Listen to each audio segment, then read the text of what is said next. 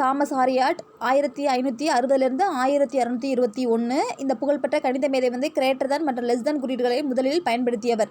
இந்த போட்மாஸ் இந்த செயலின் வரிசை விதிகள் போட்மாஸ் விதி எனப்படும். மேலும் இந்த போட்மாஸ் இடது பக்கத்திலிருந்து வலது பக்கத்திற்கு செல்லுதல் வேண்டும். இந்த போட்மாஸ் விதியின் விரிவாக்கம் பார்க்கலாம். பி வந்து பிராக்கெட், ஐ வந்து இண்டிசஸ், டி வந்து டிவிஷன், எம் வந்து மல்டிப்ளிகேஷன், ஏ வந்து அடிஷன், எஸ் வந்து சப்ராக்ஷன். இந்த கூகுள் இந்த 10 பவர் 100ஐ கூகுள் என்று அழைக்கிறோம். இது வந்து 10 வந்து 100 முறை பெருக்கப்படுகிறது. அதே 10 பவர் கூகுள்னா 10 பவர் 100, இதை கூகுள் ப்ளஸ் என்று அழைக்கிறோம். பகா எண் தெரியும்.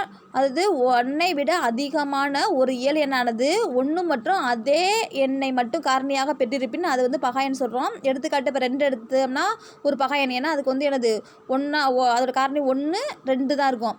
அப்போ வந்து 2 காரணி இருந்துச்சுன்னா அது வந்து பகா எண் சொல்கிறோம். அது மாதிரி 13 எக்ஸாம்பிள் எடுத்துட்டோம்னா அதுக்கு வந்து 1ஆலையும் 13ஆலையும் தான் வகுப்படும். அப்போ 2 காரணி தான் இருக்குது. அது ஒரு பகா எண். 2 மற்றும் 3 எண்களை தவிர எல்லா பகா எண்களும் 6இன் மடங்கை விட 1 அதிகமாகவோ அல்லது குறைவாகவோ இருக்கும். இப்போ எல்லா பகா எண் எடுத்துட்டோம்னா அது என்ன ஆகுனா 6இன் மடங்கு எடுத்துகிட்டு 1 கூட்டினாவோ அல்லது கழிச்சாவோ அந்த இது தான் பகா எண் சொல்கிறாங்க. இப்போ 37 எக்ஸாம்பிள் எடுத்துருப்போம். இது 6இன் மடங்கு பார்த்தோன்னா 6 6 ஆர் 36. அதோட 1 கூட்டினா என்னது 37 ஒரு பகா எண். பகு எண் பார்க்கலாம். ஓர் இயல் எண்ணானது 2ற்கு மேற்பட்ட காரணிகளை பெற்றிருப்பின் அது வந்து எனது பகு எண் சொல்கிறோம். எக்ஸாம்பிள் 15 எடுத்துக்குவோம். அது காரணிகள் பார்த்தோன்னா 1ஆலே வகுப்படும், 3ஆலே வகுப்படும், 5ஆலேயும் வகுப்படும். இப்போ 2க்கு மேலே காரணி இருக்குது. அப்போ வந்து அது பகு எண் ஆகும். இன்னொரு எக்ஸாம்பிள் பார்க்கலாம். 17 எடுத்துக்கலாம். அதனுடைய காரணிகள் பார்த்தோன்னா 1 2 5 7. இது காரணி வந்து 4 இருக்குது. அதாவது 2க்கு மேலே அதிகமாக இருந்துச்சு அப்படின்னா அது வந்து பகு எண் சொல்கிறான். இப்போ செவ்விய எண் அப்படின்னா ஒரு எண்ணை எடுத்துட்டோம்னா அந்த காரணிகளின் கூடுதல் வந்து அந்த 6. இப்போ ஒரு எக்ஸாம்பிள் வந்து ஒரு 6 எடுத்துக்குவோம். அதோட காரணிகள் வந்து 1 2 3. இந்த 3 நம்பரையும் கூட்டினா 6 கிடைக்கும். அதாவது அதோட காரணிகளை மட்டும் எடுத்து கூட்டினா அதே நம்பர் கிடச்சின்னா அது வந்து செவ்விய எண்ணு சொல்கிறாங்க. இணக்கமான எண்கள் அப்படின்னா ஒரு எண், அதாவது இரு எண்களில் வந்து ஒரு எண்ணின் காரணி மற்றொரு எண்ணை வந்து தந்துச்சுன்னா அதுதான் எனது இணக்கமான எண் அல்லது நட்பு எண் சொல்கிறாங்க.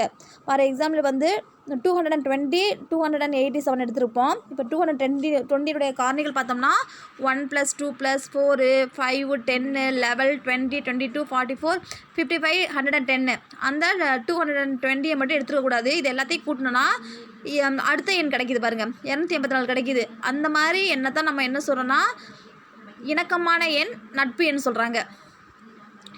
இரட்டோதனி சல்லடை முறை வந்து இரட்டோதனி சல்லடை என்பது கொடுக்கப்பட்ட எண் வரிசையில் உள்ள பகா எண்களை கண்டறிய உதவும் ஒரு எளிய நீக்கல் முறையாகும். இந்த முறையை கிரேக்க நாட்டின் அலெக்சாண்ட்ரியாவை சார்ந்த கணிதவியலாளர் வந்து எரட்டோசனிஸ் என்பவர் கண்டறிந்தார்.